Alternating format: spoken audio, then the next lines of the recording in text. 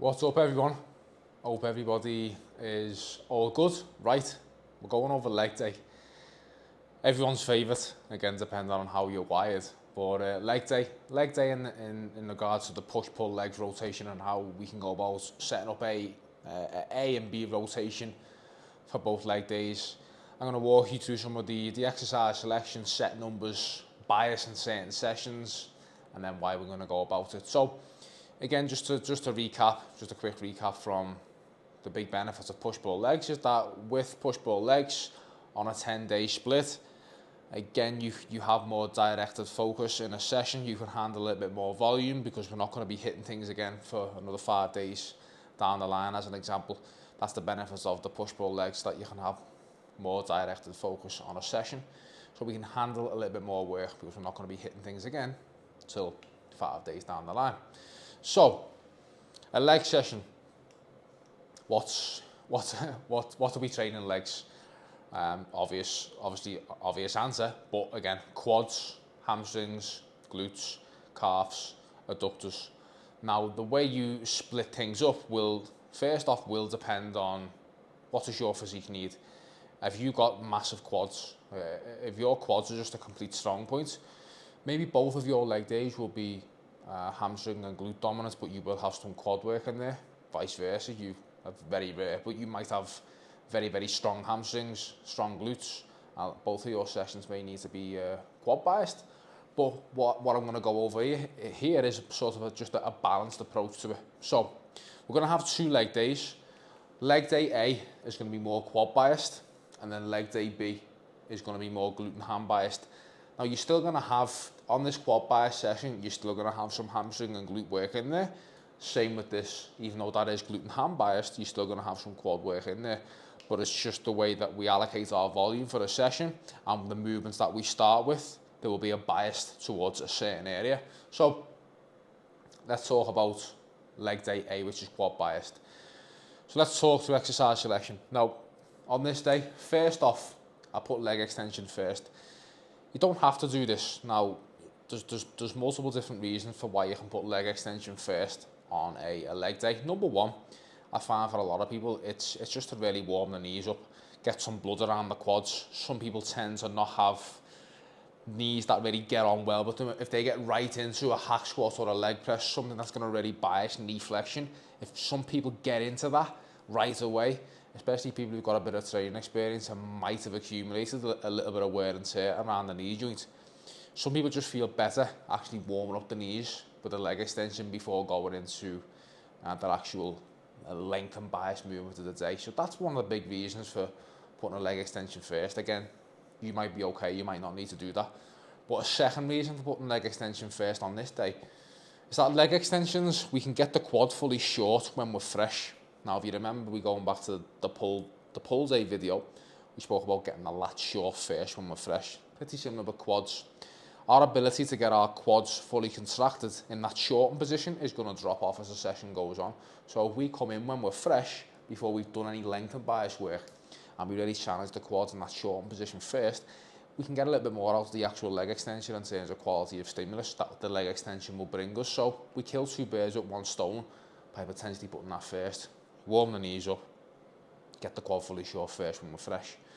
That's the first thing, right? Now, let's get into the big quad compounds. Now, I'm going to address this because I will no doubtedly get this question. What about back squats? What about barbell squats? Everyone loves to ask me about this.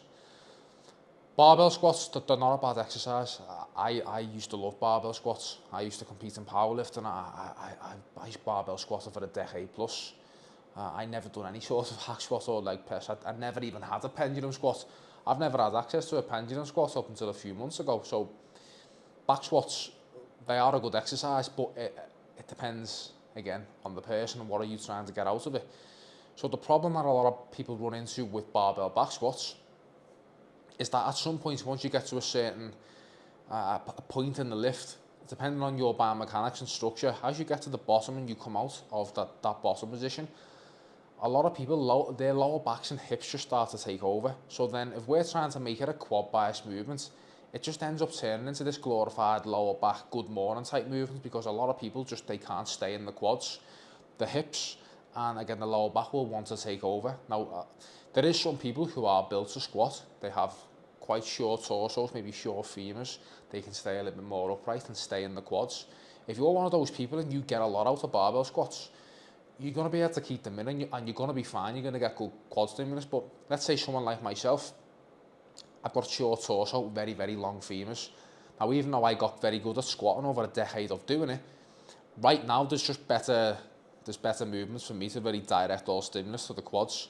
Now, things like hack squat, leg presses and pendulum squat, what is the beauty of those? Well, first off, you 100% fully bias the quads. You're not going to let the lower back and the hips take over. So that can be a limitation of a barbell squat. So if you're finding yourself, you're getting pretty strong on squats, but your quads are not growing, it's probably because hips and lower back are taking over. You can't do that on hack squats, leg presses, pendulum squats, these type of movements. You're going to stay more isolated in the quads and direct a lot more of the tension to the actual quads. Plus, we got the stability from the machine as well. So we have the stability. We're not letting the lower back and hips take over. So it's absolute money for quad stimulus. So on a step-by-step basis, we're just driving better stimulus over time. Now, you do that for 1, 2, 3, 4 years consistently, just driving better stimulus to the actual target muscle, you're going to get bigger. So there's the nuance to it. It's not that barbell squats are bad. They're not. I'm not going to sit here and demonize an exercise. I've never ever done that, and I never ever will. But you just need to understand that there is certain limitations to certain movements. Okay. So we'll come in with our first quad compound. Again, I bias some sort of hack squat. So we'll go hack squat, then we'll go leg press. So then we've got 6 sets of quads, boxed off, bang, job done. And then we get into our hamstring bias. So we're going to go in with a lengthen biased hamstring curl. So a seated hamstring curl will bias the hamstring in the lengthen range, whereas a lying hamstring curl on this day will bias the hamstring in the shorten range. So we work both across both of the leg days. You do have potential, again, this depends on the person. There could be some sort of dumbbell Romanian deadlift or some sort of lighter hip hinge put in this day. It all depends how you recover and how you're feeling, and whether you're going to put another deadlift or a hip hinge on pull day. Again, there's variability to that. So once you have your hamstring directed work done, we get into a split squat. Now this is going to be a tie-in between glute and quad, depending on how you set this up. I will probably try and bias this to get a little bit more hip flexion, so we do bias a little bit more glute, because your quads are going to be toast after these 6 sets. But just one set of split squats, that can be done. That could be done with dumbbells or on a Smith machine, whatever you really prefer. Adductor, 2 directed sets of adductor, toe press for calves, cable crunch for abs. Okay. Now, just to caveat this, you can put cable crunch first. You can do that when you're fresh if you want to do that. You could do toe press or cable crunch first in the workout. If you feel like just putting those at the end, your quality drops off, you can put these 2 movements at the start, and it's not really going to take too much away from your big stuff. So again, it all depends. If you've got shit abs, you might not want to put abs the very last movement of the day. You might want to put them first. So it depends, again, on your needs. Okay. So that's the quad bias day done. Now, obviously, we get full stimulus of the whole leg right there, but it's bias and quads because we come in first, attack the quads, and then we've got the majority of our volume going towards quads. So that's leg day A. Then we get into B.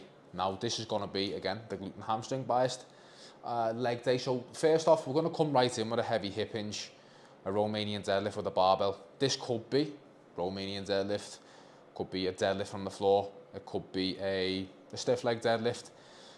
Any of those, whatever you really get on with. I'm not too fussed with that, but just some sort of good hip hinge, which is really going to bias, again, glutes, hamstrings. You're going to get a good bit of erectors in there as well. So we'll start off heavy hip hinge, 2 sets, a nice set of 4 to 6, and then a 6 to 10. So you start off with your hip hinge for the day, then we get into a lying hamstring curl, 2 sets, and then there's your 4 hamstring sets done, right? 2 RDL or 2 of a hip hinge, then your lying hamstring curl, 4 sets, hamstrings, fresh, job done.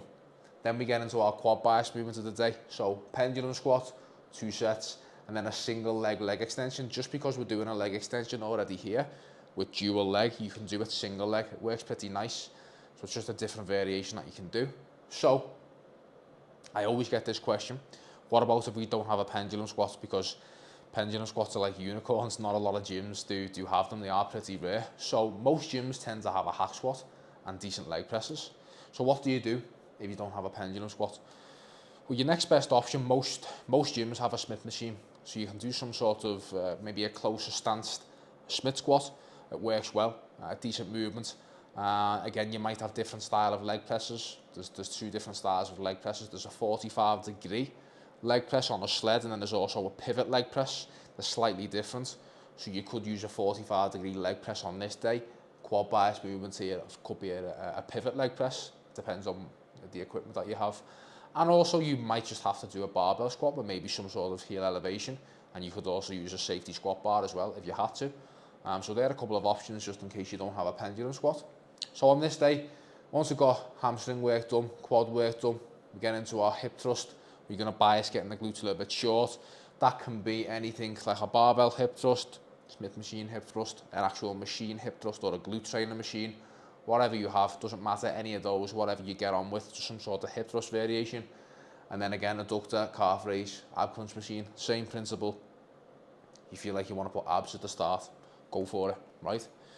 So that's how we go about our leg days. Again, there is variation to it. It depends on the individual. But if someone is to run something like this on a push-pull leg split, you're covering all of your bases, and you just let your lifts feed back to you on what you need. And again, how does your body respond to this? What does your physique need? Do you need adductor on both days? You might not. Get rid of it. Maybe you can throw in a hip hinge here, get rid of adductor. It all depends. You see how your body recovers. Let all of your lifts feed back to you as always, and then you take it from there. But this is a decent start point. So remember, all sets to failure, or the points that you can't do another good rep. Just a caveat that something like a Romanian deadlift, I don't expect you to take that to the point where like your form is going to break down. You take that all the way to the point where you're not going to have a good rep or a safe rep in the tank. So we do push our sets, but I don't want you to be getting halfway up on an RDL and getting stuck and having to drop it. As an example, that's just not safe. So most sets all the way to failure, or to the point that you haven't got a good rep in the tank. 3 to 5 minute rest in between sets to make sure we're directing as much quality stimulus as we can. We're not letting other factors be the limiting factor. We want the muscle that we're trying to target to be the limiting factor. And then again, we progress with clean form and standardized technique. We don't care just about adding reps or adding weight if our technique goes to shit and that suffers, because that is, again, it's not progressive overload. Okay? So hopefully this all makes sense, helps you all out. So that's the end of the push-pull leg series. I've been getting some good comments and some good feedback on these videos. I'm glad that you're all enjoying them. Again, just like, subscribe to the channel, share these videos around. As I said, I want to keep pumping these videos out. Channel has been growing pretty rapidly over the past couple of weeks. We're going to keep it going. I've got more video styles coming up. I've got some training vlogs coming out soon as well, so keep an eye out for that. But yeah, any questions, drop them down below. Speak to you all in the next one.